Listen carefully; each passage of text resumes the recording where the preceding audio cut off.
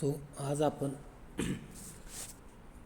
Language and linguistics semester 6 paper number 16 मध्ये परीक्षेत question number 3 मध्ये जे प्रश्न येणार आहेत ओके 10 मार्क्ससाठी हा प्रश्न असणार आहे आणि इथे तुम्हाला 2 शॉर्ट नोट्स लिहायच्या आहेत ओके. तर त्यात कोणते प्रश्न येऊ शकतात ते इथं दिलेले आहेत. तर त्यातला पहिला प्रश्न जो आहे तो आहे आपला टाइप्स ऑफ सेंटेन्सेस.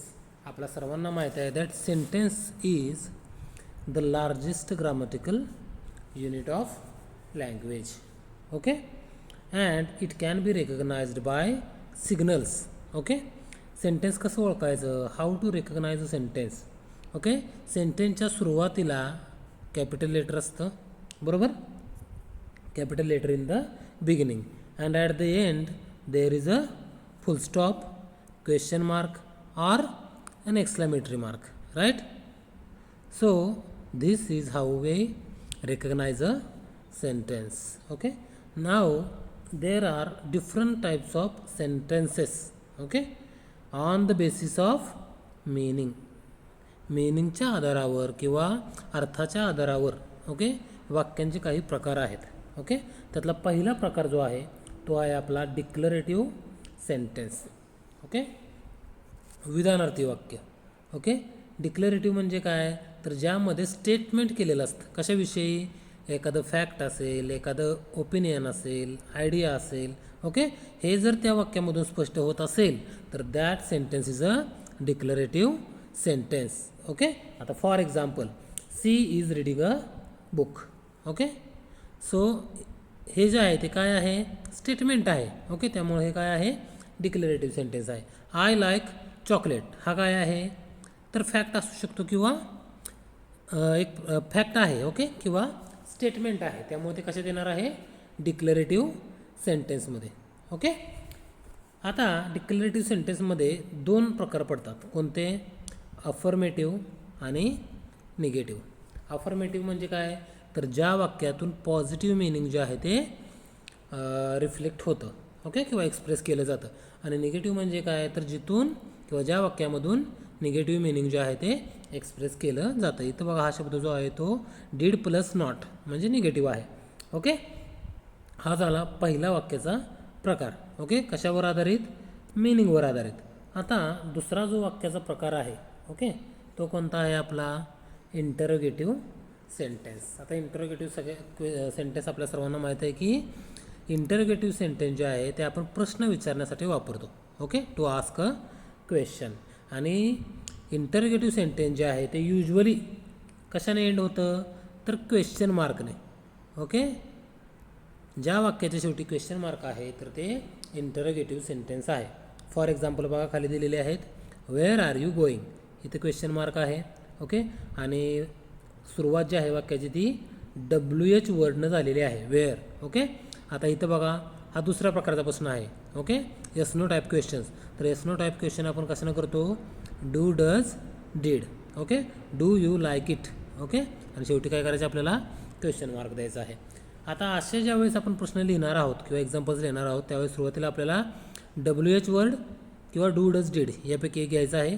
त्यानंतर सहाय्यकारी क्रियापद घ्यायचं आहे वाक्यात असेल तर, त्यानंतर कर्ता घ्यायचा आहे, सब्जेक्ट घ्यायचा आहे आणि त्यानंतर क्रियापदाचं योग्य रूप काय करायचं आहे आपल्याला द्यायचं आहे आणि शेवटी क्वेश्चन मार्क द्यायचा आहे किंवा व्हॉट्स युअर नेम. तिसरा जो वाक्याचा प्रकार आहे तो आहे इम्परेटिव्ह सेंटेन्स ओके. आता इम्परेटिव्ह सेंटेन्स आपण कशासाठी वापरतो, तर जर ज्यावेळेस आपल्याला कमांड द्यायची असते ओके किंवा एखादी रिक्वेस्ट दाखवायची असेल, ॲडवाईस कुणाला तर द्यायची असेल, सल्ला द्यायचा असेल किंवा इन्स्ट्रक्शन सूचना द्यायच्या असतील तर आपण काय करतो, इम्परेटिव्ह सेंटेन्स जे आहे ते वापरतो. यामध्ये लक्षात ठेवा कमांड, रिक्वेस्ट, ॲडवाईस आणि इन्स्ट्रक्शन ओके, हे जास्त महत्त्वाचं आहे. आता एक्झाम्पलमध्ये बघा इम्परेटिव्ह सेंटेन्समध्ये सर्वात महत्त्वाचं सुरुवातीला आपण काय वापरतो, वर्बचं पहिलं रूप ओके V1 ओके आणि त्यानंतर राहिलेला भाग ओके, ऑब्जेक्ट वगैरे जे काय असेल ते. क्लोज द डोअर ओके, इथं यू जे आहे ते आपण ॲझ्युम करून चालतो okay. So close the door. दुसरं वाक्य रिक्वेस्ट करण्यासाठी काय आहे, प्लीज हेल्प मी. या वाक्यातून काय कळते? रिक्वेस्ट. या वाक्यातून पहिल्या काय कळते? कमांड. आणि drink plenty of water. Okay, पुरेसं पाणी घे. हे यातनं काय कळते आपल्याला? ॲडवाइस किंवा इन्स्ट्रक्शन. कशातून कळते? तिसऱ्या वाक्यातून. ओके, चौथा जो प्रकार आहे तो आहे exclamatory sentence. Okay, exclamatory sentence म्हणजे काय? तर ज्या वाक्यातून स्ट्रॉंग फिलिंग्ज, ओके, किंवा आपले इमोशन्स जे आहेत जे आपण एक्सप्रेस करतो. मग त्यामध्ये काय काय येतं? सपोज आपण एखादी न्यूज ऐकल्यानंतर आपण सरप्राईज होतो, किंवा आपल्याला आनंद होतो, किंवा राग येतो, ओके, किंवा आपण एक्साइट होतो. तर या इमोशन्स एक्सप्रेस करण्यासाठी आपण एक्सक्लेमेटरी सेंटेन्स जे आहे ते यूज करतो. ओके, आता एक्सक्लेमेटरी सेंटेन्स कसं ओळखायचं? तर वाक्याच्या शेवटी आपल्याला एक्सक्लेमेटरी मार्क जे आहे ते पाहायला भेटतं. ओके, आता ह्या वाक्यात बघा पहिल्या, what a beautiful day. Okay, किंवा what a strong boy he is. Okay, लक्षात ठेवा एक्सक्लेमेटरीमध्ये आपल्याला काय करायचं आहे? तर व्हॉट किंवा हाऊ जे आहे ते यूज करावं लागतं सुरुवातीला. जर तुम्हाला दिलेल्या वाक्यात ऑलरेडी हे आर्टिकल असेल तर आपण व्हॉटने सुरुवात करतो. ओके, आणि डायरेक्ट हे आर्टिकल नसेल आणि डायरेक्ट ॲडजेक्टिव्ह जर असेल तर आपण हाऊने वाक्याची सुरुवात करतो. आणि वाक्याच्या शेवटी लक्षात ठेवा ह्याची रचना कशी असते? व्हॉट किंवा हाऊ सुरुवातीला घ्यायचं, त्यानंतर ओके आपल्याला असेल तर द्यायचं आहे, त्यानंतर वाक्यात ॲडजेक्टिव्ह घ्यायचं आहे. बघा इथे दिलेलं आहे. ॲडजेक्टिव्ह झाल्यानंतर सब्जेक्ट घ्यायचा आहे आपल्याला, आणि सब्जेक्ट झाल्यानंतर वर्ब घ्यायचा आहे. समजलं? तर ह्या गोष्टी आपल्याला लक्षात ठेवल्या पाहिजेत. ओके, आता बघा आत्ता आपण मिनिंगच्या आधारावर वाक्यांचे 4 प्रकार पाहिले. आता फॉर्मच्या आधारावर, ओके, म्हणजे स्ट्रक्चरच्या आधारावर आपण वाक्यांचे 3 प्रकार जे आहेत, ओके, स्ट्रक्चर, ओके, ते कोणते आहेत? तर त्यातला पहिला प्रकार जो आहे तो आहे सिम्पल सेंटेन्स. सिम्पल सेंटेन्स कसं ओळखायचं? तर त्यामध्ये एकच क्लॉज असते. किती क्लॉज असतात? एकच क्लॉज. एकच क्लॉज म्हणजेच काय? तर ज्यामध्ये फक्त एकच सब्जेक्ट आहे आणि एकच प्रेडिकेट आहे. सब्जेक्ट म्हणजे कोण वाक्याचा? आपल्या डुअर, ज्याला आपण कर्ता असं म्हणतो. आणि प्रेडिकेट म्हणजे काय? तर व्हर्ब म्हणजे क्रियापद. ओके, आता फॉर एक्झाम्पल बघा, एक्झाम्पल 1मध्ये आपण काय म्हणतोय? I am a doctor. त्यामध्ये आय जो आहे तो सब्जेक्ट आहे एकच, एम जे आहे ते क्रियापद आहे, आणि अ डॉक्टर जे आहे ते काय आहे? वाक्याचा कॉम्प्लिमेंट आहे. ओके, पुढं ही वर्क्स हार्ड. ह्या वाक्यात सुद्धा बघा एकच कर्ता आहे, एकच क्रियापद आहे. ओके, ह्या वाक्यात सुद्धा बघा तिसऱ्या एकच कर्ता आहे आणि एकच क्रियापद आहे. ओके, सो ज्या वाक्यात एकच क्रियापद म्हणजे सब्जेक्ट आणि एकच सब्जेक्ट म्हणजे कर्ता आणि एकच प्रेडिकेट म्हणजे क्रियापद असेल तर ते सिम्पल सेंटेन्स असते. ओके, आता दुसरा वाक्याचा प्रकार जो आहे तो आहे कंपाऊंड सेंटेन्स. ओके, आता बघा कंपाऊंड या शब्दाचा अर्थ काय असतो? की एखादी गोष्ट 2 किंवा त्यापेक्षा जास्त गोष्टींनी बनलेली असते किंवा घटकांनी बनलेली असते. तसंच इंग्लिशमध्ये एखादं वाक्य जर 2 किंवा त्यापेक्षा जास्त इंडिपेंडंट किंवा मेन क्लॉजेसने बनलेले असेल आणि ते कोऑर्डिनेटिंग कंजंक्शन्सने जोडलेलं असलं पाहिजे. म्हणजे 2 वाक्यांच्या मध्ये अँड, ऑर, बट, सो, एट हे जर आपल्याला पाहायला भेटत असेल तर ते कंपाऊंड सेंटेन्स म्हणून आपण कन्सिडर करतो. ओके, आता 2 इंडिपेंडंट क्लॉजेस म्हणजेच काय? तर ज्यामध्ये सब्जेक्ट आणि वर्ब 2 वेगवेगळे किंवा दिलेले असतात. ओके, आणि वाक्य एकमेकांवर 2 वाक्य जे आहेत ती एकमेकांवर डिपेंड नाहीत. आता इथला बघा आय लाईक म्युझिक, सब्जेक्ट आहे, वर्ब आहे, ऑब्जेक्ट आहे. अँडनं वाक्य जोडले, परत सब्जेक्ट आलेला आहे, परत वर्ब आलेला आहे, त्यानंतर ऑब्जेक्ट आलेला आहे. म्हणजे दोन्हीकडे बघा SVO 2 वेगवेगळ्या रचना आहेत आणि त्या अँडनं जोडलेल्या आहेत. ओके, दुसऱ्या एक्झाम्पलमध्ये आय सब्जेक्ट आहे, वॉन्टेड ओके वर्ब आहे, परत इन्फिनिटिव्ह आलेला आहे, आणि for a walk okay prepositional phrase आलेली आहे. ओके, सो इथं पण बघा सब्जेक्ट आणि वर्ब वेगळा आलेला आहे, आणि इथं बटन जोडल्यानंतर परत सब्जेक्ट आणि वॉज रेनिंग हे काय आलेलं आहे? वर्ब आलेलं आहे. ओके, सो त्यामुळे इथं जे आहे ते कंपाऊंड सेंटेन्स आहे. आता तिसरं एक्झाम्पल जे आहे ते जर तुम्ही बघितलं तर त्यात आपल्याला लक्षात येईल की इथं सुद्धा ही जो आहे तो सब्जेक्ट आहे, वॉज टायर्ड जे आहे ते वर्ब आहे आणि ते कशाने जोडलेलं आहे वाक्य, सोनं जोडलेलं आहे. त्यानंतर परत वाक्याचा कर्ता घेतलेला आहे आणि परत वर्ब घेतलेला आहे. ओके, सो लक्षात ठेवा कंपाऊंड सेंटेन्समध्ये दोन इंडिपेंडंट किंवा मेन क्लॉजेस ज्या आहेत त्या and or but so it याने काय केल्या जातात, जोडल्या जातात. ओके, हा वाक्याचा दुसरा प्रकार आहे. आता वाक्याचा तिसरा प्रकार जो आहे तो आहे कॉम्प्लेक्स सेंटेन्स. ओके, कॉम्प्लेक्स या शब्दावरूनच आपल्याला कळतं की काय आहे, एकमेकावर डिपेंड आहे. ओके, दोन क्लॉजेस असतात त्यामध्ये एक इंडिपेंडंट क्लॉज असतेच, म्हणजेच इंडिपेंडंट म्हणजे मेन क्लॉज ज्यामध्ये सब्जेक्ट प्लस वर्ब असतो. ओके, आणि एक जे असते ते डिपेंडंट किंवा एकापेक्षा जास्त जे क्लॉजेस आहेत ते डिपेंडंट किंवा सबऑर्डिनेट क्लॉजेस असतात. ओके, आणि ह्या कशा ओळखायच्या, तर त्यामध्ये सबऑर्डिनेटिंग कंजंक्शन्स यूज केली जातात. आता ती कोणती असतात, बिकॉज, वेन, अल्दो म्हणजे जरी, इफचा अर्थ पण जर तर, व्हाईल, ओके, सिन्स आणि दॅट की अशी जी सबऑर्डिनेटिंग कंजंक्शन्स आहेत ती यूज केली जातात. ओके, जर ती वाक्यामध्ये आपल्याला पाहायला भेटत असतील तर ते कॉम्प्लेक्स सेंटेन्स म्हणून आपण कन्सिडर करतो. आता पहिल्या एक्झाम्पलमध्ये बघा, आय स्टेड होम. ओके, आता यामध्ये बघा सब्जेक्ट आहे, वर्ब आहे, ओके, आणि ॲडवर्ब आहे. I stayed home. आता बिकॉजने हे वाक्य जोडलेलं आहे आणि पुढं काय लिहिलेलं आहे, इट वॉज रेनिंग. मी घरी राहिलो किंवा घरी थांबलो. का घरी थांबलो, because it was raining. So because जे आहे ही दुसरी क्लॉज ही कसली आहे, डिपेंडंट किंवा त्याला आपण सबऑर्डिनेट क्लॉज असं म्हणतो, कारण हे कशावर डिपेंड आहे, आय स्टेड होम. ओके, पुढं दुसरं, when the bell rang. Okay, the students left the class. आता यामध्ये बघा द स्टुडंट सब्जेक्ट आलेला आहे, लेफ्ट वर्ब आलेला आहे आणि ऑब्जेक्ट आलेला आहे. ओके, हे पहिलं जे आहे वेन द बेल रँग हे काय आहे, डिपेंडंट क्लॉज आहे किंवा सबऑर्डिनेट क्लॉज आहे. तसंच तिसऱ्या वाक्यात सुद्धा बघा, she will come. Okay, she ज्या सब्जेक्ट आहे, हे दोन्ही जे आहे ते वर्ब आहे आणि इफपासून ते पुढचं. Okay, if you invite them ती कसली क्लॉज आहे, सबऑर्डिनेट क्लॉज आहे किंवा डिपेंडंट क्लॉज आहे. ओके, हा आपला परीक्षेला येणारा पहिला महत्त्वाचा प्रश्न जो आहे तो झालेला आहे. दुसरा, ओके, आता तिसरा जो आहे, ओके, किंवा दुसरा टेन्सलेस रिलेटिव्ह क्लॉज. टेन्सलेस म्हणजे काय, तर ज्या क्रियापदामधून ओके आपल्याला टेन्स कळत नाही. ओके, आणि सगळ्यात महत्त्वाचं कसली क्लॉज आहे ती, रिलेटिव्ह क्लॉज आहे. ओके, म्हणजे दोन क्लॉजेस जे आहेत ते कशाने, रिलेटिव्ह क्लॉजने जोडल्या जातात. ओके, सर्वात महत्त्वाचं आता बघा, टेन्सलेस क्लॉज आपण कशाला म्हणायचं हे महत्त्वाचं आपल्याला समजलं पाहिजे.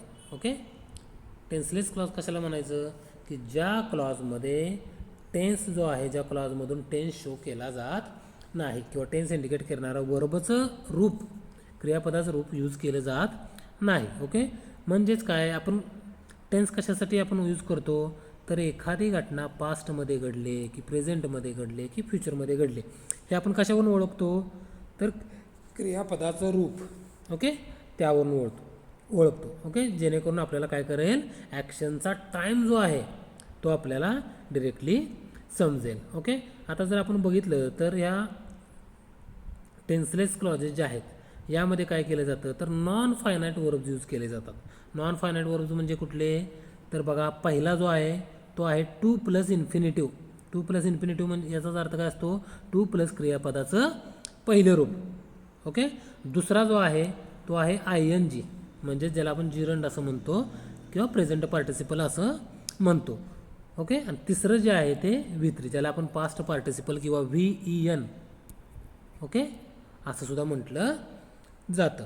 ज्या ठिकाणी ह्या तीन क्रियापदांचा उपयोग केला जातो त्या ठिकाणी त्या टेन्सलेस क्लॉजेस असतात. ओके, आणि यालाच आपण नॉन फायनाईट वर्ब्स असं म्हणतो. या तीन जे वर्ड टाईप्स सांगितलेले आहेत ते नॉन फायनाईट वर्ब्स आहेत आणि सगळ्यात महत्त्वाचं ते डिपेंड असतात अनदर क्लॉजला फॉर टाईम रेफरन्स. या क्रियापदांवरून आपल्याला ॲक्शन कधी घडली ते समजत नाही, त्यासाठी आपल्याला त्याच्या अगोदरच्या क्लॉजमध्ये कोणतं क्रियापद आलेलं आहे त्यावरून आपल्याला टेन्स जो आहे तो कळतो. ओके. आता बघा रिलेटिव्ह क्लॉजेस ज्या आहेत त्या कशानं सुरुवात होते रिलेटिव्ह क्लॉजेसची, तर रिलेटिव्ह प्रोनाऊन आहे. कशानं चालू होते, रिलेटिव्ह प्रोनाऊन. आता रिलेटिव्ह प्रोनाऊन कोणते, तर इथे दिलेले आहेत. ओके. पहिलं जे रिलेटिव्ह प्रोनाऊन असतं हू. ओके. दुसरं जे आहे ते हुम. तिसरं कोणतं आहे, हुज पॉझेसिव्ह केसमध्ये आपण वापरतो, आणि विच. ओके. जे व्यक्ती आणि वस्तूसाठी सुद्धा वापरलं जातं, किंवा आणि दॅट एक. ओके, जोडण्यासाठी. आता बघा ही जी प्रोनाऊन्स आहेत relative pronoun, who, whom, whose, which आणि दॅट. आता ही जी प्रोनाऊन जे आहेत हे यांचं काम काय आहे, फंक्शन काय आहे, तर क्लॉज रिलेट करणं, म्हणजे दोन क्लॉजेसमध्ये रिलेशनशिप शो करणं किंवा एक्सप्रेस करणं, ह्या 5 रिलेटिव्ह प्रोनाऊनचं काय आहे, फंक्शन आहे. ओके. ते पोस्ट मॉडिफायर म्हणून सुद्धा काय करतात, फंक्शन करतात. ओके. रिलेटिव्ह क्लॉजेस जे आहेत त्या पोस्ट मॉडिफायर म्हणून फंक्शन करत असतात. ओके. कशामध्ये, तर नाउन फ्रेजमध्ये. आता इथं बघा आपल्याला खाली एक्झाम्पल बघितल्यानंतर अजून चांगलं समजेल की नाउन फ्रेज असेल किंवा प्रिपोजिशनल फ्रेज असेल, यामध्ये पोस्ट मॉडिफायर म्हणून रिलेटिव्ह क्लॉज ज्या आहेत त्या फंक्शन करत असतात, आणि त्यामुळं त्या इनडायरेक्टली पार्ट असतात कशाच्या, अनादर क्लॉजच्या. ओके. ते वेगळ्या अशी क्लॉज त्यांची नसते, तर त्या क्लॉज रिलेटिव्ह क्लॉजेस जे आहेत ते डिपेंड असतात त्याच्यापूर्वी येणाऱ्या नाऊनवर. आता इथं बघा पहिला प्रकार दिलेला आहे इन्फिनिटिव्ह रिलेटिव्ह क्लॉज. इन्फिनिटिव्ह म्हणजे काय, मगाशीच सांगितलं, टू प्लस क्रियापदाचं पहिलं रूप. ओके. याला आपण RCLI असं लिहितो. ओके. RCL म्हणजे काय, रिलेटिव्ह क्लॉज, आणि आय म्हणजे जिथं क्रियापदाचं पहिलं रूप वापरलं आहे ते. आता फॉर एक्झाम्पल बघा इथं 2 क्लॉजेस दिलेले आहेत. A dancer is not a girl to marry with. Okay. आता यामध्ये बघा a dancer is not a girl. Okay. ही एक क्लॉज आहे, बरोबर आहे, मेन क्लॉज आहे. आता यातला अ गर्ल जो आहे तो काय आहे, ऑब्जेक्ट आहे, आणि गर्ल हे नाऊन आहे, बरोबर. आणि त्यामुळे ती कोणती फ्रेज आहे, नाऊन फ्रेज आहे. आणि सगळ्यात महत्त्वाचं हे काय आहे, ऑब्जेक्ट आहे. ओके. जर आपण प्रश्न विचारला क्रियापदाला की अ dancer is not a girl, okay, तर आपण प्रश्न काय विचारू शकतो, who is not a dancer. Okay. तर काय ऑब्जेक्ट म्हणून त्याचं उत्तर येणार आहे, म्हणून ते ऑब्जेक्ट आहे. आता या गर्लविषयी पुढं सांगितलेलं आहे माहिती आहे, टू मॅरी विथ. ओके. अशी गर्ल नाही की जिच्यासोबत लग्न केलं जाऊ शकतं. Okay. So to marry with हे कोणाबद्दल अधिक माहिती सांगताय किंवा मॉडिफाय करताय, गर्लबद्दल. आणि गर्ल हे काय आहे, नाऊन आहे. ओके. म्हणून आपण इथं क्लॉजचा बघा काय केलेलं आहे, ब्रॅकेट दिलेलं आहे, आणि इथं RCLI लिहिलेलं आहे. आणि लक्षात ठेवा रिलेटिव्ह क्लॉजचं फंक्शन जे आहे ते ऑलवेज मॉडिफायर असतं, कारण ते त्याच्या पूर्वी आलेल्या नाऊनबद्दल अधिक माहिती देत असतं किंवा त्याला मॉडिफाय करत असते. ओके. म्हणजेच हे संपूर्ण वाक्य जे आहे ते काय आहे, मेन क्लॉज आहे, आणि त्यातली टू मॅरी विथ ही काय आहे, रिलेटिव्ह क्लॉज आहे, आणि ती मॉडिफायरचं फंक्शन करते, कारण ती त्याच्या पूर्वी आलेल्या नाऊनबद्दल, गर्ल हे काय आहे, नाऊन आहे, आणि त्याच्याबद्दल पुढं अधिक माहिती सांगितली जाते, आणि त्याचं फंक्शन काय आहे, ऑब्जेक्ट. ओके. दुसरे एक्झाम्पल बघा, the best way to achieve success is to take efforts. Okay. आता बघा द बेस्ट वे हा सब्जेक्ट आहे, इज वर्ब आहे, अँड टू टेक हे काय आहे, ऑब्जेक्ट आहे. हे मूळ वाक्य आहे, आणि हे टू अचीव सक्सेस जे आहे कशाविषयी आहे, वेला मॉडिफाय करते. वे हे काय आहे, नाऊन आहे, म्हणून ती नाऊन फ्रेज आहे, आणि वाक्याच्या सुरुवातीला आले म्हणून ती सब्जेक्ट आहे. इथं बघा इथं या पहिल्या एक्झाम्पलमध्ये ऑब्जेक्ट का होतं, कारण ते क्रियापदानंतर आलं आहे, आणि व्हॉटचा आन्सर किंवा हूचा आन्सर देतं आहे. इथं सब्जेक्ट म्हणून आलेलं आहे, म्हणून ते येस आपण वर लिहिलेलं आहे. ओके. आणि बेस्ट वेला मॉडिफाय करणारी फ्रेज पुढे आलेली आहे बघा, टू प्लस क्रियापदाचं पहिलं रूप वापरलेलं आहे, त्यामुळे ही जी आहे ती काय आहे, रिलेटिव्ह क्लॉज आहे, म्हणून इथं आपण RCL लिहिलेलं आहे, आणि इथं मॉडिफायर लिहिलेलं आहे. ओके. तसं याला आपण इन्फिनिटिव्ह रिलेटिव्ह क्लॉज असं म्हणतो. ओके. टेन्सलेस असते ही, कारण ह्या नुसत्या वाक्यामधून बघा टू मॅरी विथ किंवा टू अचीव सक्सेस यातून काळ जो आहे तो समजत नाही. ओके. आता दुसरा जो त्यातला प्रकार आहे तो आहे ING relative clause. Okay.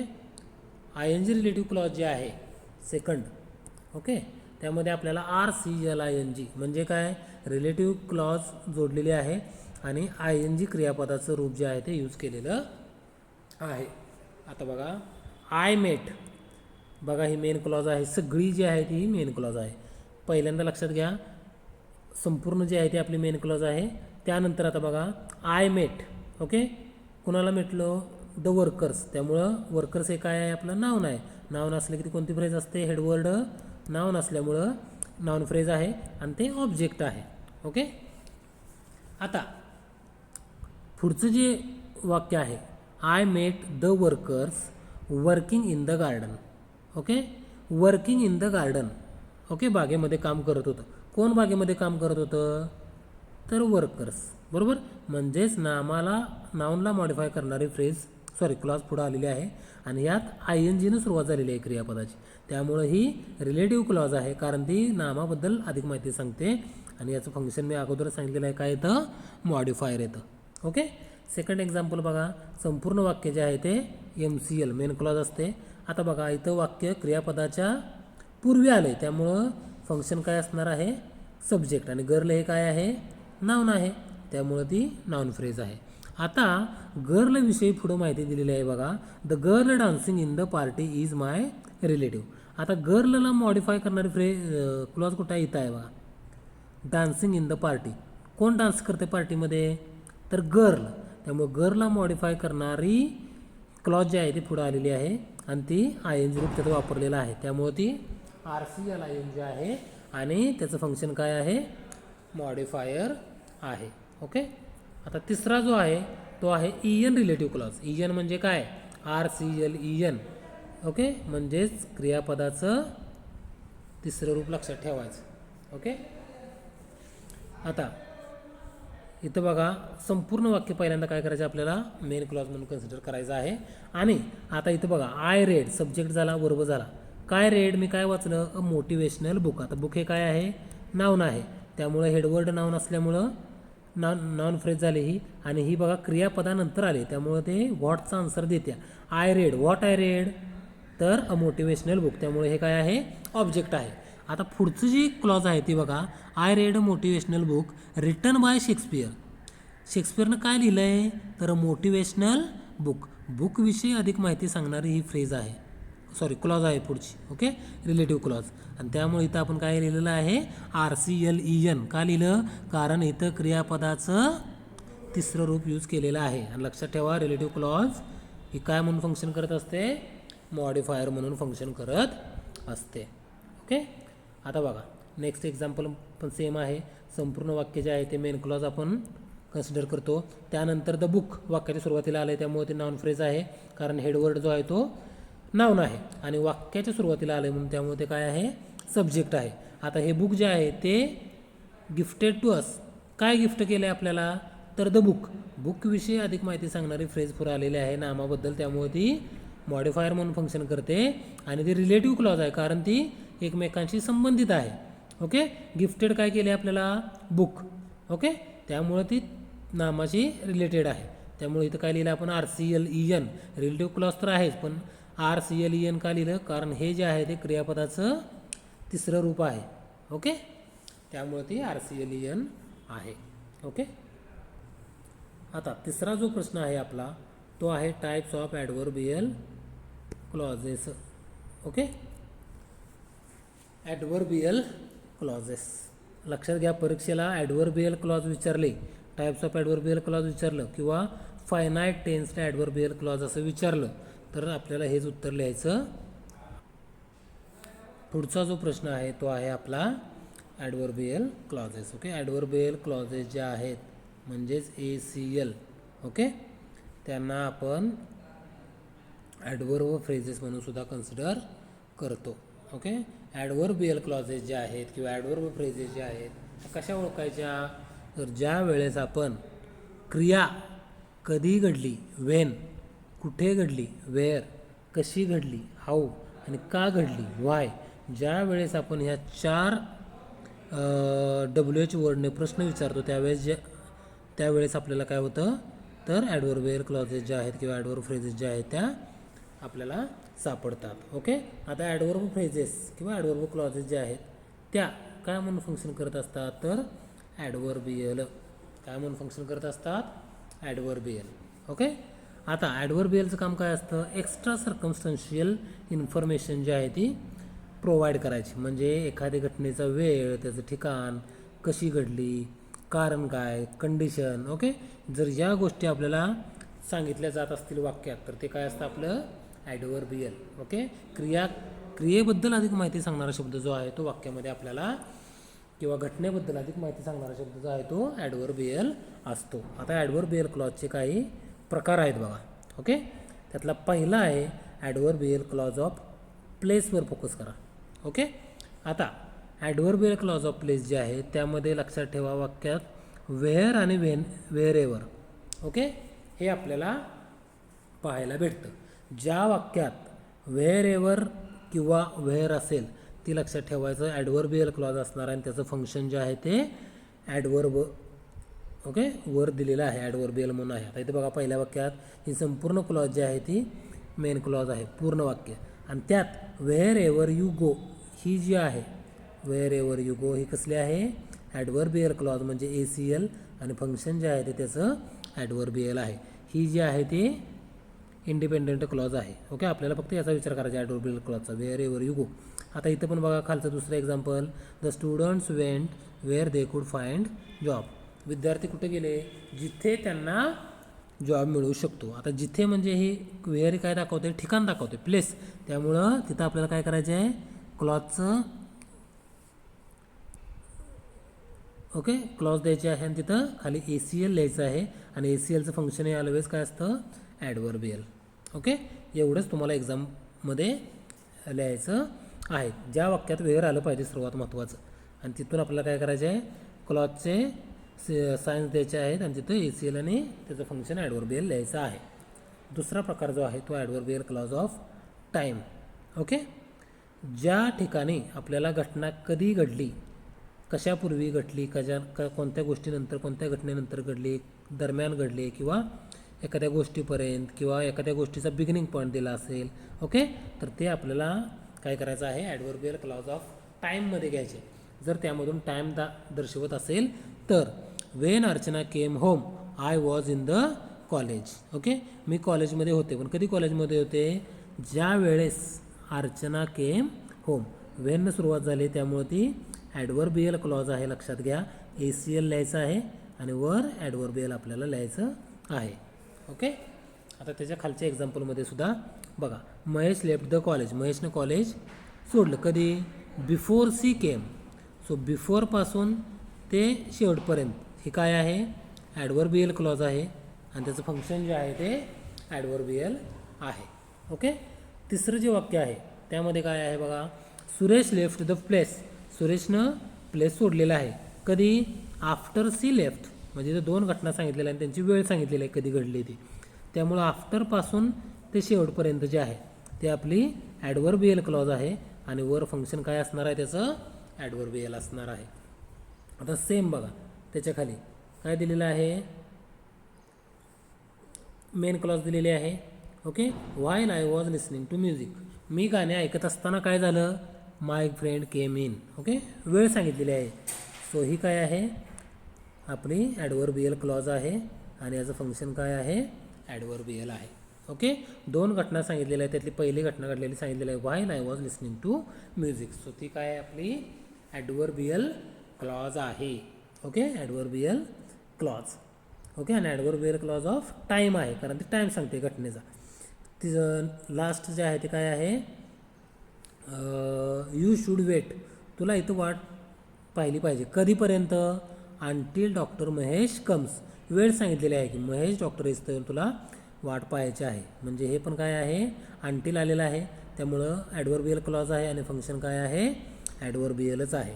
Okay, next पण बघा since she return from America she is completely change. ती पूर्णपणे चेंज झालेली आहे पण कधीपासून जेव्हापासून ती अमेरिकेवरून आलेली आहे वेळ सांगितली जात आहे त्यामुळे ते काय आहे ॲडव्हर्बियल क्लॉज आणि फंक्शन काय आहे ॲडव्हर्बियल. ओके, तसंच बघा पुढच्या वाक्यात ज्या whenever I get time I visit the temple. मी टेम्पलला व्हिजिट करते कधी ज्या ज्या वेळेस मला वेळ भेटतो. ओके, म्हणजे इथं सुद्धा काय सांगितलेलं आहे क्रिया करण्याची वेळ ह्यातून इनडिरेक्टली दर्शवली जात आहे त्यामुळे ते ॲडव्हर्बियल क्लॉज आहे आणि ॲडव्हर्बियल हे त्याचं फंक्शन आहे. ओके, आता तिसरा जो आहे तो कुठला आहे adverbial clause of manner. Manner म्हणजे पद्धत the way of doing something एखादी क्रिया कशी केली ते. ओके, किंवा त्याला ॲज इफ असं सुद्धा आपण ॲज इफनं ती कनेक्ट केली जाते. Okay. Tanaji talk to Mahesh. Tanaji कसा बोलला? As if he was a stranger. जणू काही तो काही स्ट्रेंजर आहे, अनोळखी आहे, अशा पद्धतीनं तो बोललेला आहे. सो ॲज इफपासून ते शेवटपर्यंत ही काय आहे? आपली ॲडव्हर्बियल क्लॉज आहे. आणि फंक्शन ॲडव्हर्बियल क्लॉजचं नेहमी ॲडव्हर्बियलच असतं. ओके, लक्षात ठेवा. पुढं adverbial clause of reason. Reason म्हणजे काय? जिथं बिकॉज, ओके, ॲज आणि सिन्स, ओके, ह्या 3 शब्द असतील ते कसले आहे? ॲडव्हर्बियल क्लॉज ऑफ रिझन आहे. ओके, सिन्स वापरल्यामुळं ॲडव्हर्बियल क्लॉज ऑफ टाईम पण होऊ शकते, पण ती डिपेंड आहे की ती वाक्यातून काय दर्शवलं जाते त्यात. ओके, आता बघा, Raj did not come. Okay, subject झाला, वर्ब झाला. आता का राज आला नाही? Because he was not feeling well. Okay, तो बरा त्याला वाटत नव्हतं, त्यामुळे तो आलेला नाही. सो बिकॉजपासून ते शेवटपर्यंत ही काय आहे? आपली ॲडव्हर्बियल क्लॉज आहे आणि त्याचं फंक्शन काय आहे? ॲडव्हर्बियल आहे. ओके, सेम दुसरं वाक्य बघा, as since I was not feeling well. म्हणजे मला नीट फिलिंग करत नसलं, म्हणजे मला बरे वाटत नसल्यामुळे. ओके, ॲज सिन्स, ओके, काय झालेलं आहे? I could not attend. Me meeting attend करू शकलेलो नाही. सो ॲज आणि सिन्सनं काय झालेलं आहे? कारण दाखवलं जात आहे की मी मीटिंग का अटेंड करू शकलो नाही? तर मी नीट, म्हणजे मला बरं वाटत नव्हतं, त्यामुळे इथं कारण दाखवलं. त्यामुळे ACL आणि फंक्शन जे आहे ते ॲडव्हर्बियल आहे. ओके, 5वा टाईप जो आहे तो आपला आहे adverbial clause of condition. Condition, अटदर्शक. ज्यावेळेस आपण एखादी अट, ओके, दाखवतो आपल्या वाक्यामधून, त्यावेळेस ते ॲडव्हर्बियल क्लॉज ऑफ कंडिशन असते. आणि ॲडव्हर्बियल क्लॉज ऑफ कंडिशनमध्ये आपण इफ आणि अनलेस, ओके, या दोन्ही चा उपयोग जो आहे तो करतो. आता फॉर एक्झाम्पल बघा, इथं पहिल्या वाक्यात इफ यू वर्क हार्ड. जर तू कष्ट केलेस तर काय होईल? तुला सक्सेस मिळेल. सक्सेस मिळेल, पण कधी मिळेल? If you work hard. He condition आहे. तुला जर सक्सेस पाहिजे असेल तर कंडिशन काय आहे? तुला कष्ट करावे लागेल. So if you work hard ही काय आहे? ॲडव्हर्बियल क्लॉज आहे आणि त्याचं फंक्शन जे आहे ते ॲडव्हर्बियल आहे. तसंच दुसऱ्यात आहे unless you work hard you will not get success. तुला सक्सेस मिळणार नाही. का मिळणार नाही? कारण अट काय आहे? Unless you work hard. So ते काय आहे? ACL आहे आणि फंक्शन जे आहे ते ॲडव्हर्बियल क्लॉज आहे. ओके, त्याच्या पुढचा टाईप जो आहे तो आहे adverbial clause of contrast. Contrast म्हणजे काय? विरोधाभास किंवा दोन विरुद्ध गोष्टी काय सांगितलेल्या? दोन विरोधी गोष्टी, कॉन्ट्राडिक्टरी गोष्टी ज्या आहेत किंवा कॉन्ट्राडिक्टरी सब्जेक्ट जे आहेत ते एकाच वाक्यात काय केले जातात? आपल्याला प्रेझेंट केले जातात. आणि ते कशाने जोडले जातात? दो आणि अल्दो. ओके, जरी तरी जे म्हणतो ना ते. आता इथं बघा, संपूर्ण मेन क्लॉज आहे. दो ही इज पुअर. तो जरी गरीब असला तरी तो कसा आहे? हॅप्पी आहे. म्हणजे पुअर आणि हॅप्पी हे काय केलेलं आहे?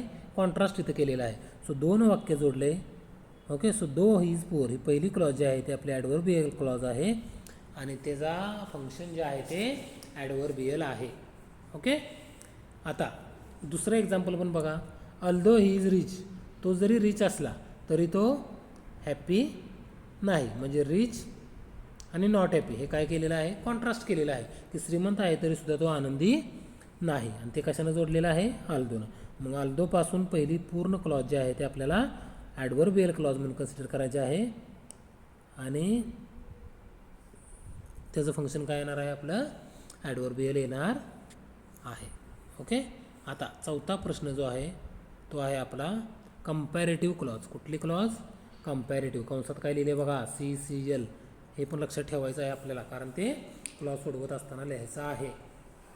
आता कंपॅरेटिव्ह क्लॉजेस ज्या आहेत त्या कधी येतात?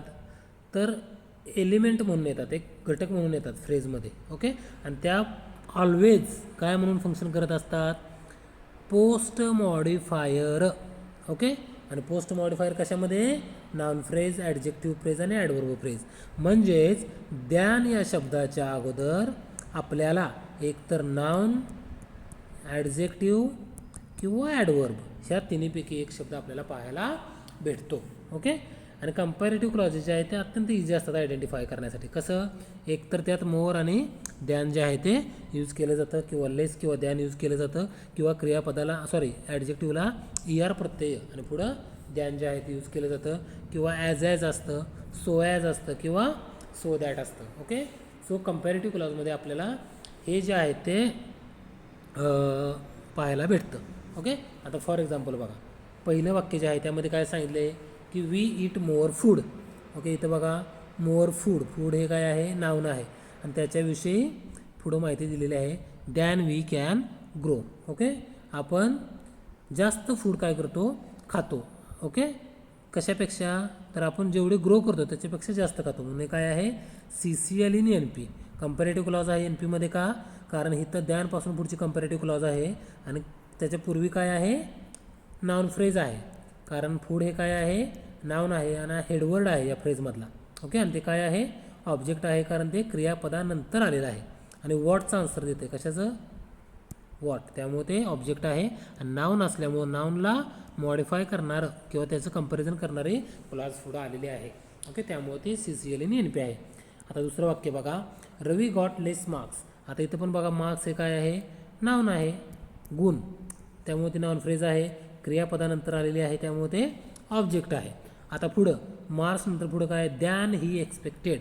ओके, त्यानं जेवढे एक्सपेक्ट केले होते त्याच्यापेक्षा कमी मार्क्स भेटले. इथं सुद्धा काय आहे कंपॅरेटिव्ह क्लॉज NPमध्ये आहे, कारण दॅन ही एक्सपेक्टेड ही कंपॅरेटिव्ह क्लॉज आहे आणि कंपॅरेटिव्ह क्लॉजच्या पूर्वी काय आलेलं आहे, नाऊन आलेलं आहे. त्यामुळं आपल्याला काय करायचं आहे, दॅनपासून शेवटपर्यंत, दॅनपासून एक्सपेक्टेडपर्यंत काय करायचं आहे, ब्रॅकेट द्यायचा आहे आणि CCL खाली लिहायचं आहे आणि वर कंपॅरेटिव्ह क्लॉजचं फंक्शन जे आहे ते दोन्ही वाक्यात बघा किंवा सर्व ठिकाणी काय असतं, पोस्ट मॉडिफायर, म्हणजेच आपण नुसतं यम असं लिहितो.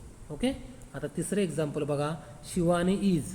शिवानी कोण आहे, more talented than her sister was at this age. सिस्टरची शिवानीची कंपॅरिझन केलेली आहे की या वयात शिवानी जी आहे ती खूप टॅलेंटेड होती तिच्या सिस्टरपेक्षा. ओके, म्हणजे इथं दॅनपासून शेवटपर्यंत जी आहे ती काय आहे कंपॅरेटिव्ह क्लॉज आहे, CCL लिहिलं आहे आणि मॉडिफायर लिहिलं आहे. आता पण फरक काय सांगा मला, टॅलेंटेड हे काय आहे, ॲडजेक्टिव्ह आहे, काय आहे ॲडजेक्टिव्ह आहे, म्हणून इथं बघा आपण काय लिहिलं आहे, ही ॲडजेक्टिव्ह फ्रेज लिहिली आहे कारण हेडवर्ड जो आहे तो ॲडजेक्टिव्ह आहे. आणि सगळ्यात महत्त्वाचं हे कॉम्प्लिमेंट आहे. कोण टॅलेंटेड आहे, शिवानी टॅलेंटेड आहे आणि नामाविषयी अधिक माहिती सांगणारा शब्द हा कॉम्प्लिमेंट म्हणून आपण कन्सिडर करतो, त्याचं फंक्शन कॉम्प्लिमेंट असतं. आणि ॲडजेक्टिव्हविषयी माहिती अधिक सांगणारा फ्रेज जे आहे, क्लॉज जे आहे ती पुढं आलेली आहे, त्यामुळे ही CCL in AJP comparative clause आहे ॲडजेक्टिव्ह फ्रेजमधली, कारण ही आपली ॲडजेक्टिव्ह फ्रेज आहे मागे आलेली आणि त्याच्याविषयी पुढं माहिती सांगितलेली आहे. ओके, नेक्स्ट एक्झाम्पल बघा, आय फाउंड द ऑफिस. आता बघा, I found the office bigger than I thought. जे ऑफिस जे आहे ते कसं होतं, बिगर. आता बिगरसुद्धा काय आहे, ॲडजेक्टिव्ह आहे आणि साहजिकच ॲडजेक्टिव्ह आहे आणि ते कधी आलं आहे, ऑफिसबद्दल अधिक माहिती सांगते. ऑफिस कसं आहे, बिगर आहे. ऑफिस हे काय आहे, नाऊन आहे. नामाबद्दल अधिक माहिती सांगणारा शब्द काय आहे, कॉम्प्लिमेंट आहे. मग आपल्याला बिगर नंतर जिथून द्यान चालू होते ते शेवटपर्यंत ते काय आहे, आपल्याला कंपॅरेटिव्ह क्लॉज आहे CCL आणि फंक्शन जे आहे ते त्याचं मॉडिफायर असणार आहे. आणि लक्षात घ्या सगळ्या ठिकाणी आपल्याला MCL लिहायचे. MCL म्हणजे काय, सुरुवातीला एक आणि शेवटला एक ब्रॅकेट आपल्याला द्यायचं आहे. ओके, ती मेन क्लॉज आहे आणि त्यानंतर द्यानपासूनचे थॉटपर्यंतची आपली काय आहे कंपॅरेटिव्ह क्लॉज आहे. ओके, आणि कंपॅरेटिव्ह क्लॉज AJP मधली ती आहे. ओके, आता पुढचे एक्झाम्पल बघा, विकास हॅज बीन वर्किंग. विकास काम करत आलेला आहे पण कसा, हार्डर. बघा ER प्रत्यय जोडलेला आहे, ER जोडल्यानंतर ते काय आहे, ओके ॲडवर्ब आहे. ओके, हाऊ कसं काम करत आहे, हार्डर खूप, म्हणजे क्रियापदाबद्दल अधिक माहिती सांगितली त्यामुळे ते काय आहे ॲडवर्ब आहे त्याचा क्लास, त्यामुळे ते ॲडवर्ब फ्रेज आहे आणि ॲडवर्ब फ्रेज किंवा ॲडवर्ब क्लॉजचं फंक्शन जे आहे ते ॲडवर्ब BLच असतं, लक्षात घ्या. आणि पुढं दॅन वापरलेलं आहे. ओके, त्यामुळं दॅनपासून इथपर्यंत आपल्याला काय करायचे आहे, क्लॉज द्यायचे आहे आणि ती कुठली आहे, दॅन आलं म्हटल्यावर कंपॅरेटिव्ह क्लॉज आणि फंक्शन जे आहे त्याचं मॉडिफायर आहे. आणि कोणत्या प्रकारची क्लॉज आहे ही, comparative clause in adverb phrase, कारण ही मागची जी आहे ती बघा फ्रेज आहे हार्डर. ओके, ॲडवर्ब फ्रेज आणि त्याच्याविषयी पुढं माहिती दिलेली आहे किंवा त्याला मॉडिफाय करणारी क्लॉज जी आहे ती पुढं दिलेली आहे. ओके, आता पुढच्या वाक्यात बघा, यल वाय प्रत्यय लागलेला आहे ॲज क्विकली. यल वाय लागलेला असेल शब्दाच्या शेवटी किंवा वापरला असेल तर ते ॲडवर्ब असतं. त्यामुळे ती कोणती फ्रेज आहे? Adverb phrase. आणि फंक्शन ॲडवर्ब फ्रेजचं काय असतं? नेहमी ॲडवर्बियलच असतं. आणि त्याच्यानंतर बघा परत ॲज आलेला आहे. ॲज किंवा दॅन वाक्यात आला असेल तर लक्षात ठेवा ती कंपॅरेटिव्ह क्लॉज असते. आणि कंपॅरेटिव्ह क्लॉजचं फंक्शन जे आहे ते मॉडिफायर असतं नेहमी. सो ॲजपासून शेवटपर्यंत आपल्याला क्लॉज द्यायचे आहे आणि एक फ्रेज ही पूर्ण करायची. ॲज क्विकलीपासून ते शेवटपर्यंतची एक फ्रेज आहे आणि हा पूर्ण मेन क्लॉजचा हे आहे. ओके, सो हे काय आहे? CCL in adverbial phrase. Okay, आता त्याच्या पुढचं वाक्य बघा, she is not. Okay, she is not so stupid. आता स्टुपिड हे काय आहे? ॲडजेक्टिव्ह आहे. त्यामुळे इथून आपण काय केलं? ॲडजेक्टिव्ह फ्रेज दिली. हे कॉम्प्लिमेंट आहे. कोणाविषयी? कोण स्टुपिड नाही आहे? सी. नामाबद्दल किंवा प्रोनाउनबद्दल अधिक माहिती सांगणारा शब्द हा कॉम्प्लिमेंट आपण कन्सिडर करतो. Okay, she is not stupid. परत बघा कंपॅरिझन केलेलं आहे. As some people think. Okay, जसं लोकांना काही लोकांना वाटतं तशी ती तेवढी ती स्टुपिड नाही. मग इथं ॲजपासून काय आहे? कंपॅरेटिव्ह क्लॉज आहे. आणि कंपॅरेटिव्ह क्लॉजचं फंक्शन जे आहे ते मॉडिफायर आहे. लक्षात घ्या. Comparative clause in AJP adjective phrase. कारण इथं काय आहे? ॲडजेक्टिव्ह आलेला आहे. नेक्स्ट एक्झाम्पल बघा, द कॉफी वॉज. कॉफी कशी होती? So hot. ओके, आता हॉट हे काय आहे? ॲडजेक्टिव्ह आहे. म्हणून ती कोणती फ्रेज आली? Adjective phrase. आणि सो हॉट काय हॉट आहे? कॉफी. नामाबद्दल अधिक माहिती सांगणारा काय असतो? ॲडजेक्टिव्ह असतो. त्यामुळे ती काय आहे? इथं ॲडजेक्टिव्ह फ्रेज आहे आणि ते कॉम्प्लिमेंट आहे. आणि पुढं इथून दॅटपासून आपण काय केलेलं आहे? ओके, कंपॅरिझन केलेलं आहे. That I could not drink. ती एवढी कॉफी हॉट होती की मी ड्रिंक करू शकलो नाही. त्यामुळे ती कंपॅरेटिव्ह क्लॉज आहे आणि फंक्शन मॉडिफायर आहे. CCL in adjective phrase. Okay, आता त्याच्या पुढचं बघा, finite tensed noun. Finite tense. पाचवा जो प्रश्न आहे तो आहे फायनाईट किंवा ज्याला आपण टेन्स्ड नाउन क्लॉजेस असं म्हणतो. ओके, लक्षात ठेवा, फायनाईट किंवा टेन्स्ड नाउन क्लॉजेस जे आहेत त्या डिपेंडंट क्लॉजेस असतात. ओके, आणि त्या काय म्हणून फंक्शन करत असतात? A noun. आणि त्यामध्ये काय असतो? फायनाईट वर्ब असतो. फायनाईट वर्ब म्हणजे काय? A verb that shows tense. ज्या क्रियापदामधून टेन्स कळतो त्याला आपण फायनाईट वर्ब असं म्हणतो. टेन्स कळतो म्हणजेच काय कळतो? तर क्रिया प्रेझेंटमध्ये घडले, पास्टमध्ये घडले की फ्युचरमध्ये घडले, हे ज्या क्रियापदातून कळते त्याला आपण फायनाईट टेन्स असं म्हणतो. ओके, आणि लक्षात घ्या, ही जी नाउन क्लॉज आहे, फायनाईट टेन्स नाउन क्लॉज, ही सब्जेक्ट म्हणून, ऑब्जेक्ट म्हणून किंवा कॉम्प्लिमेंट म्हणून वाक्यामध्ये फंक्शन करत असते. ओके, आता नाउन क्लॉजचे 3 टाईप्स असतात बघा. ओके, दॅट नाउन क्लॉज पहिली. ओके, अ नाउन क्लॉज जी कशानं चालू होते? कंजंक्शन दॅटनं. Okay, and is known as that noun clause. दॅटनं सुरू झाली तर ती काय असणार आहे? दॅट नाउन क्लॉज असणार आहे कंजंक्शननं. ओके, आणि ही काय म्हणून फंक्शन करते? Subject object complement in the main clause or modifier in a phrase. Main क्लॉजमध्ये काय म्हणून फंक्शन करते? सब्जेक्ट ऑब्जेक्ट किंवा कॉम्प्लिमेंट. आता बघा, that she loves him is hardly unbelievable. आता याला जर तुम्ही प्रश्न विचारला, what is hardly unbelievable? Okay, काय हार्डली अनबिलिव्हेबल आहे? तर दॅट सी लव्ज हिम, किती त्याच्यावर प्रेम करते. आता इथं बघा, हे काय आहे? कंजंक्शन आहे CJ दॅट, आणि ही नाउन क्लॉज आहे. व्हॉटचं उत्तर जे आहे ते नेहमी काय असणार आहे? आपलं नाउन क्लॉजच असणार आहे. आणि ही क्रियापदापूर्वी आलेली आहे बघा. क्रियापदापूर्वी आले की ते काय असतं? सब्जेक्ट. काय आहे ते? सब्जेक्ट. ओके, सो हे लक्षात ठेवायचं. पुढं, they do not believe. Okay, they do not believe that she loves him. आता इथं बघा, दॅटनं वाक्य सुरू झालेलं आहे, पण ते कधी आलं आहे? क्रियापदानंतर आलं आहे. व्हॉटचं उत्तर ते, त्यामुळे ते काय आहे? ऑब्जेक्ट आहे. ओके, नाउन क्लॉज आहे ती, आणि कंजंक्शन दॅटनं जोडलेलं आहे. ओके, सो हे आठवणीनं बघायचं एक्झाममध्ये. The fact is. फॅक्ट काय आहे? फॅक्ट पुढे सांगितलेलं आहे बघा. That she loves him. She loves him हे काय आहे? फॅक्ट आहे, नाऊन आहे आणि नाऊनविषयी पुढं अधिक माहिती सांगितलेली आहे. त्यामध्ये काय आहे? नाऊन क्लॉज आणि फंक्शन काय आहे त्याचं? कॉम्प्लिमेंट. काय आहे? कॉम्प्लिमेंट. ओके. पुढं बघा, वन शुड नो. काय माहीत असलं पाहिजे? The fact. ओके. आता इथं बघा ऑब्जेक्ट आलेला आहे कारण क्रियापदानंतर आलेला आहे, बरोबर. त्यामुळे ते काय आहे? ऑब्जेक्ट. आणि फॅक्ट हे काय आहे? नाऊन आहे, त्यामुळे ती नाऊन फ्रेज आहे. आणि त्याच्या पुढं परत एक बघितलेलं, one should know the fact. Fact काय आहे? That she loves him. आता इथं बघा हे कंजंक्शनच राहणार आहे, ही नाऊन क्लॉजच राहणार आहे आणि फंक्शन काय आहे त्याचं? मॉडिफायर आहे. ओके.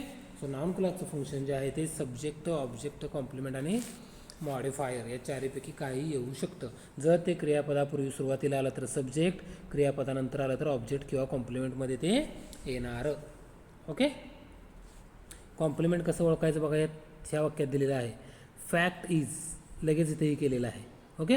पण इथं बघा दे डू नॉट बिलीव. ओके. हे सकर्मक क्रियापद आलेलं आहे आणि त्याचं पुढे एक्सप्लेनेशन दिलेलं आहे. ओके. आता बघा अजून एक प्रकार आहे, तो आहे झिरो दॅट नाऊन क्लॉज. कोणता? Zero that noun clause. म्हणजे जिथं आपण झिरो म्हणजे दॅट वापरत नाही, ॲक्च्युली ते हिडन असतं, तिथं वापरलं नाही तरी चालतं. ओके. आता बघा की त्यामध्ये आपण subordinating conjunction, that is subordinating conjunction आहे, जे आपण ओमिट करतो, वापरत नाही किंवा लिहित नाही. ओके. म्हणजेच आपण दॅट क्लॉज वापरतो, कशाने? तर दॅट क्लॉज त्यामध्ये वापरत नाही, त्याला आपण झिरो दॅट क्लॉज असं म्हणतो. ओके. वापरली तरी चालते पण आपण ती काय करतो? ओमिट करतो. ओके. स्किप करतो. ओके. आता बघा इथं मनीषा टोल्ड प्रमोद. मनीषानं प्रमोदला काय सांगितलं? The earth is round. Okay. वॉटचं उत्तर आपल्याला मिळतं आहे, त्यामुळे ते काय असणार आहे? ऑब्जेक्ट. ओके. राऊंड ब्रॅकेट्स द्यायचे, नाऊन क्लॉज आणि त्याचं फंक्शन काय असणार आहे? ऑब्जेक्ट. आता इथे ॲक्च्युली दॅट आपण वापरू शकतो, काय प्रॉब्लेम नाही. Manisha told Pramod that the earth is round, पण आपण काय केलं आहे? ते स्किप केलं आहे किंवा ओमिट केलं आहे, त्याला आपण झिरो दॅट नाऊन क्लॉज असं म्हणतो. ॲक्च्युली ती क्लॉज अशी आहे, Manisha told Pramod that the earth is round. Conjunction, noun clause आणि ऑब्जेक्ट. परंतु दॅट जे आहे ते आपण स्किप केलं तरी चालतं. ओके.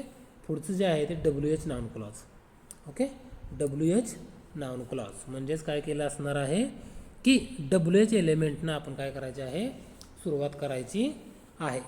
ओके. आता बघा ते काय म्हणून फंक्शन करतं? सब्जेक्ट, ऑब्जेक्ट आणि कॉम्प्लिमेंट. ओके. सब्जेक्ट, ऑब्जेक्ट आणि कॉम्प्लिमेंट म्हणून फंक्शन करतं. आता फॉर एक्झाम्पल बघा, who stole the diamond is a mystery. Okay. ही एक मिस्ट्री आहे. What is a mystery? Mystery काय आहे? की कोणी डायमंड चोरला ते. ओके. त्यामुळे ते काय आहे? नाऊन फ्रेज आहे, म्हणजेच ही पूर्ण जी आहे ती सुरुवातीला नाऊन क्लॉज आहे बघा. आणि फंक्शन सब्जेक्ट आहे.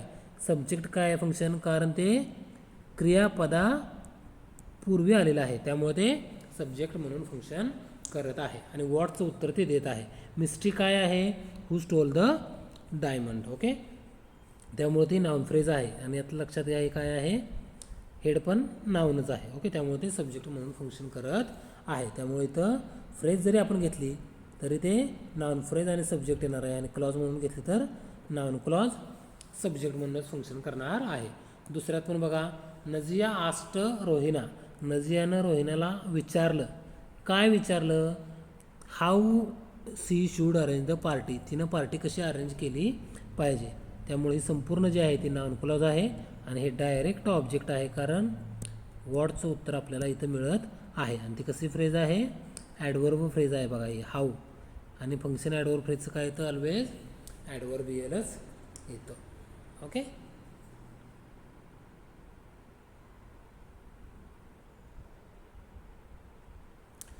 तिसरं एक्झाम्पल बघा, द इशू इज. इशू काय आहे? Who will win the race. Okay. आता बघा इशू नंतर, नाऊन नंतर लगेच इशू काय आहे? Who will win the race. So हा संपूर्ण जे आहे ते नाऊन क्लॉज आहे. त्याचं फंक्शन कॉम्प्लिमेंट काय आहे? कारण ते नाऊनविषयी अधिक माहिती देते. इशू काय आहे, who will win the race. ही संपूर्ण जी आहे ती नाऊन क्लॉज आहे, फंक्शन कॉम्प्लिमेंट आहे. आणि हू जे आहे ते काय आपल्या वाक्याचा इथं सुरुवातीलाच नाऊन फ्रेज आहे आणि सब्जेक्ट म्हणून फंक्शन करते, कारण ते क्रियापदापूर्वी आलेलं आहे. ओके, क्लॉज म्हणून फंक्शन करत असताना कॉम्प्लिमेंट म्हणून येणार आणि फ्रेज म्हणून फंक्शन करत असताना नाऊन फ्रेज सब्जेक्ट म्हणून फंक्शन येणार. ओके, 6वा प्रश्न जो आपला आहे तो आहे फायनाईट किंवा टेन्स्ड रिलेटिव्ह क्लॉजेस. ओके, आता बघा फायनाईट किंवा टेन्स्ड रिलेटिव्ह क्लॉज जी आहे ती डिपेंडंट क्लॉज असते. सगळ्यात महत्त्वाचं कसली क्लॉज आहे, रिलेटिव्ह क्लॉज ही डिपेंडंट क्लॉजच असते. ओके, आणि ते कशाविषयी अधिक माहिती देते, नाऊनविषयी. आणि काय असतं त्यामध्ये, फायनाईट वर्ब. फायनाईट वर्ब म्हणजे काय, ज्यातून आपल्याला टेन्स कळतो. ओके, तो असतो फायनाईट वर्ब. ओके, आता रिलेटिव्ह क्लॉज जी आहे ती यापूर्वी सांगितलेलं आहे की ती कशाने सुरुवात होते, रिलेटिव्ह प्रोनाउन. मग त्यामध्ये who, whom, whose, which, that. Okay, हे रिलेटिव्ह प्रोनाउन वापरले जातात. त्याचबरोबर वेअर, वेन, वाय हे रिलेटिव्ह ॲडवर्ब्ससुद्धा त्यामध्ये काय केले जातात, वापरले जातात. ओके, आता रिलेटिव्ह क्लॉजेस जे आहेत ते काय म्हणून फंक्शन करतात, ऑलवेज पोस्ट मॉडिफायर. ओके, कारण त्या नावानंतर किंवा क्रियापदानंतरच वापरल्या जातात. ओके, इथं दिलेलं आहे नाउन फ्रेज नंतर किंवा प्रेपोजिशनल फ्रेज नंतरच त्या येतात, त्यामुळे त्या अनादर क्लॉजच्या भाग असतात. ओके, आता बघा रिलेटिव्ह क्लॉजेस जे आहेत, okay, relative clauses with relative pronouns. Okay, relative प्रोनाउन्ससोबत त्या कशा येतात ते बघा. आता बघा पहिले जे एक्झाम्पल आहे ते काय आहे, the boy who delivered a wonderful speech is my brother. Okay, आता बॉय जो आहे त्या बॉयनं काय केलेलं आहे त्याच्याविषयी अधिक माहिती सांगणारा क्लॉज जी पुढे आलेलं आहे बघा, who delivered a wonderful speech. Okay, म्हणजे बॉय हा आपला नाउन फ्रेज आहे, कारण हे नाउन आहे. ओके, आणि हा वाक्याच्या सुरुवातीला आला आहे त्यामुळे तो काय आहे, सब्जेक्ट आहे. आणि याच्याविषयी अधिक माहिती इथं पुढे दिलेली आहे. बॉय कोणता, ॲक्च्युली मेन वाक्य काय आहे, the boy is my brother. पण त्या बॉयविषयी परत अधिक माहिती त्यापुढे दिलेली आहे. ज्यानं वंडरफुल स्पीच दिलं त्यामुळे ती हूनं सुरुवात झाली, त्यामुळे ते रिलेटिव्ह क्लॉज आहे. आणि बॉयविषयी अधिक माहिती सांगितली जाते ह्या क्लॉजमध्ये, त्यामुळे ते मॉडिफायर म्हणून फंक्शन करत आहे. ओके, त्यामुळं ह्या सेंटेन्समध्ये आपल्याला प्रोनाउन हू जे आहे ते कोणाशी रिलेटेड आहे, नाऊनशी. कोणत्या नाऊनशी, तर त्याच्या पूर्वी आलेल्या. ओके, त्यामुळे ती रिलेटिव्ह क्लॉज आहे. ओके, त्याचबरोबर आता पुढे बघा ह्यामध्ये 2 वाक्य आहेत. कुठली, the boy delivered a wonderful speech and the boy is my brother. Okay, the relative pronoun जे आहे ते आपण वापरलेलं आहे, जेणेकरून आपण रिपिटिशन जे आहे द बॉयचं ते आपण टाळू शकतो. त्यामुळे the boy who delivered a wonderful speech is my brother हे वाक्य, 2 वाक्य आपण एकत्र केलेली आहेत. समजलं. द पुढचा द प्रोनाउन अजून आहेत हू आणि होम. ती सुद्धा आपण हू आणि होम कोणासाठी वापरतो, ह्युमन बिईंग्स व्यक्तींसाठी आणि हायर ॲनिमल्ससाठी. आणि त्याचबरोबर विच जे आहे ते आपण कशासाठी वापरतो, नॉन लिव्हिंग थिंग्स किंवा lower things. For example birds असतील, इन्सेक्ट्स असतील. ओके, किंवा नॉन लिव्हिंग निर्जीव गोष्टींसाठी, वस्तूंसाठी आपण विच वापरतो. ओके, आता बघा दॅट जे आहे ते आपण दॅट कशासाठी वापरतो, आपण सजीव आणि निर्जीव या दोन्हीही गोष्टींसाठी आपण काय करतो, दॅट वापरतो. ओके, आता हे झालं प्रोनाउन. आता रिलेटिव्ह क्लॉजेस जे आहेत त्या रिलेटिव्ह ॲडवर्ब्स बरोबर सुद्धा वापरल्या जातात. ॲडवर्ब म्हणजे काय, क्रियेविषयी अधिक माहिती सांगणारा शब्द. Okay, a word which gives more information about the action. Okay, or about the verb. Okay, त्यामध्ये कसं ओळखायचं ते, तर त्यामध्ये when, why, where, how. Okay, हे रिलेटिव्ह प्रोनाउन्स वापरले जातात.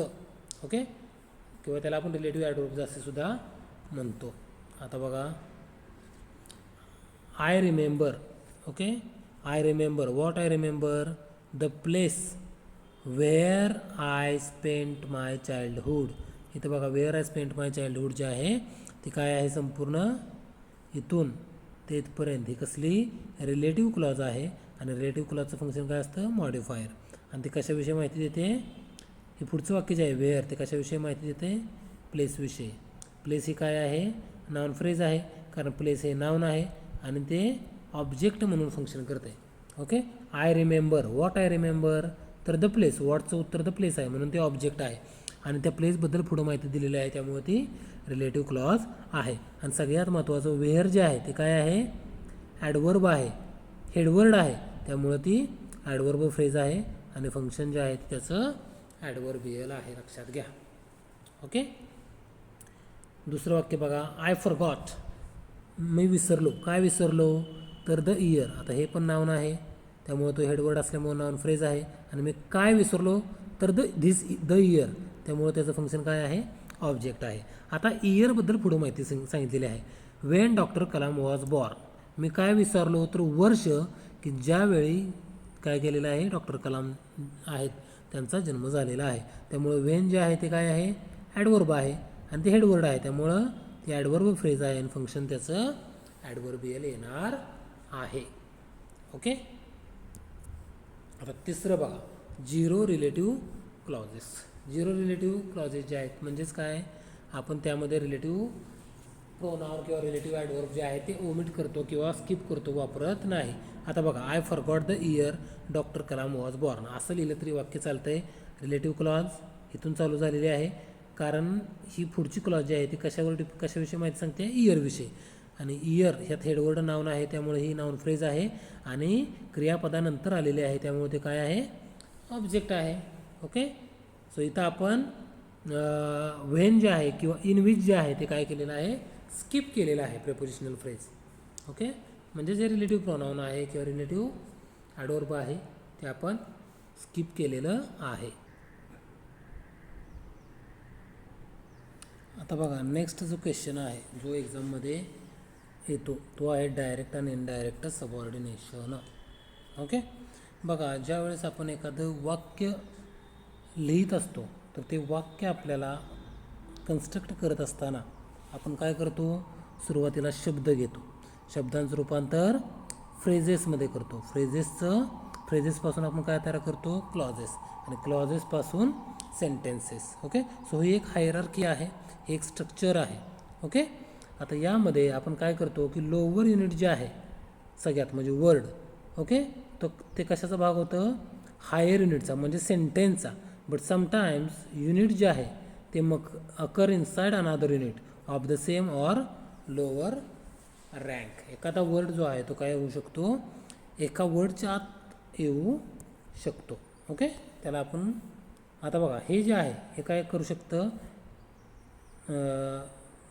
या मुळं दोन प्रकारचं काय होतं, सबऑर्डिनेशन होतं. कोणतं, डायरेक्ट सबऑर्डिनेशन आणि इनडायरेक्ट सबऑर्डिनेशन. आता डायरेक्ट सबऑर्डिनेशन काय असतं बघा, की ज्या वेळेस एखादी सबऑर्डिनेट क्लॉज म्हणजे डिपेंडंट क्लॉज जी आहे ती काय म्हणून फंक्शन करते, तर element of the main clause किंवा part of the main clause. Okay. आता बघा, त्यामध्ये काय येऊ शकतं, सब्जेक्ट म्हणून पण फंक्शन करू शकते, ऑब्जेक्ट म्हणून पण करू शकते, कॉम्प्लिमेंट म्हणून आणि ॲडवर्बियल म्हणून. आता खालच्या क्लॉजमध्ये आपल्याला पाहता येईल की डायरेक्ट सबऑर्डिनेशन काय असतं. That the earth moves round the sun is true. आता यामध्ये बघा, that the earth moves round the sun. आता इथं बघा, ट्रू, व्हॉट इज ट्रू, काय ट्रू आहे, that the earth moves round the sun. आता वॉटचं उत्तर मिळालं आहे आपल्याला, बरोबर. आता वॉटचं उत्तर मिळालं आहे पण हे कधी आलं आहे, क्रियापदापूर्वी आले हे क्लॉज, त्यामुळं ती नाउन क्लॉज तर आहेच वॉटचं उत्तर मिळाल्यामुळं, आणि सगळ्यात महत्त्वाचं क्रियापदापूर्वी आल्यामुळे ती काय आहे, सब्जेक्ट आहे. काय आहे, सब्जेक्ट आहे. ओके. पण ही मेन क्लॉजचा काय आहे, एलिमेंट आहे किंवा भाग आहे. ओके. पुढं, the truth is that the earth moves round the sun. आता सेम आहे परंतु इथं काय झालेलं आहे, ट्रूथ हे नाउन आहे आणि नाउनला मॉडिफाय नंतर करण्यासाठी पुढचा क्लॉज जो आहे तो आलेला आहे, त्यामुळे ते नाउन क्लॉजच राहणार, फक्त फंक्शन त्याचं काय होणार, कॉम्प्लिमेंट. कारण पूर्वी नाउन आले, नाउन नंतर पुढची क्लॉज आलेली आहे त्यामुळे त्याचं फंक्शन काय आहे, कॉम्प्लिमेंट. ओके. आता बघा, एव्हरीबडी तिसऱ्या सेंटेन्समध्ये everybody knows that the earth moves round the sun. आता बघा, knows, everybody knows, what everybody knows असा आपण ज्यावेळेस प्रश्न विचारतो त्यावेळेस आपल्याला हे पुढील उत्तर मिळतं. ओके, नाउन क्लॉज तर आहेच कारण वॉटचं उत्तर आहे, पण ती क्रियापदानंतर आलं आहे त्यामुळे ते ऑब्जेक्ट आहे. ओके, लक्षात ठेवा. Okay, everybody knows. What everybody knows? Okay, that the earth moves round the sun. So हे काय आहे? ऑब्जेक्ट आहे. ओके, पुढं wherever he goes he finds corruption. आता ही काय आहे? मेन क्लॉज आहे. ही फाइंड्स करप्शन सब्जेक्ट आला आहे, वर्ब आला आहे. पण त्याच्यापूर्वी वेअर एव्हर ही गोज, जिथे जिथे तो जातो, हे काय असणार आहे मग? ॲडव्हर्बियल क्लॉज. आणि ॲडव्हर्बियल क्लॉजचं फंक्शन नेहमी काय असतं? ॲडव्हर्बियलच असतं. ओके, हे झालं डायरेक्ट सबऑर्डिनेशन, की एक क्लॉज डिपेंडंट सबऑर्डिनेट असते, ती मेन क्लॉजचा भाग असते. आता इनडायरेक्ट सबऑर्डिनेशन म्हणजे काय बघा, की ज्या वेळेस सबऑर्डिनेट क्लॉज जे आहे म्हणजे डिपेंडंट क्लॉज जे आहे ती not directly part of the main clause, main क्लॉजचा पार्ट नसते, परंतु ती फ्रेजमध्ये असते, इनसाईड फ्रेजमध्ये दिलेली असते मॉडिफायर म्हणून. ओके, क्लॉजचा भाग नाही, त्या फ्रेजचा भाग असते ती. ओके, आता यामध्ये बघा क्लॉज जे आहे ते कशाचं पार्ट बनते? नॉन फ्रेज, ॲडजेक्टिव्ह फ्रेज किंवा prepositional phrase rather than main clause. Main क्लॉजचा भाग म्हणून येत नाही, तर सबऑर्डिनेट क्लॉज जे आहे ती फ्रेजला मॉडिफाय करण्यासाठी पुढं येते. नॉन फ्रेज असेल, ॲडजेक्टिव्ह फ्रेज असेल किंवा प्रेपोजिशनल फ्रेज असेल. आता ह्या दोनच आहेत, कोणत्या? रिलेटिव्ह क्लॉज आणि कंपॅरेटिव्ह क्लॉज. ओके, म्हणजे RCL आणि CCL ह्या दोन्ही कसल्या आहेत? डिपेंडंट किंवा सबऑर्डिनेट क्लॉजेस आहेत, आणि त्यातल्या त्यात इनडायरेक्ट सबऑर्डिनेशनचा भाग आहेत, कारण त्या फ्रेजेसमध्येच मॉडिफायर्स म्हणून येतात, सेपरेटली येत नाहीत. ओके, आता बघा धिस इज द हाऊस, हे काय आहे? नाऊन आहे, त्यामुळे ती नाऊन फ्रेज आहे. आणि कोणता हाऊस? तर हे, त्यामुळे ते कॉम्प्लिमेंट आहे. आणि ह्या नामाबद्दल अधिक माहिती पुढे देते. धिस इज द हाऊस, हेच ते हाऊस आहे की जे कोणी बांधले? That my father built. So he relative clause आहे आणि मॉडिफायर म्हणून फंक्शन करते, कारण ते कशाला मॉडिफाय करते? हाऊसला.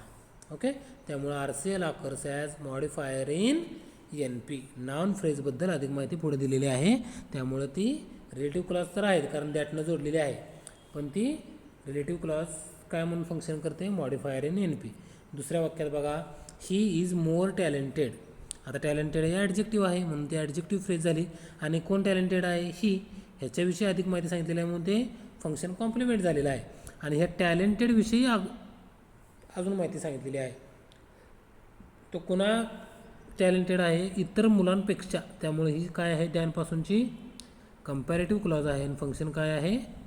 मॉडिफायर. ओके, कारण ती ह्या मागील फ्रेज ॲडजेक्टिव्ह फ्रेजविषयी अधिक त्याच्याविषयी माहिती देते, त्यामुळं CCL जे आहे ती मॉडिफायर आहे ॲडजेक्टिव्ह फ्रेजमध्ये. ओके, ठीक आहे.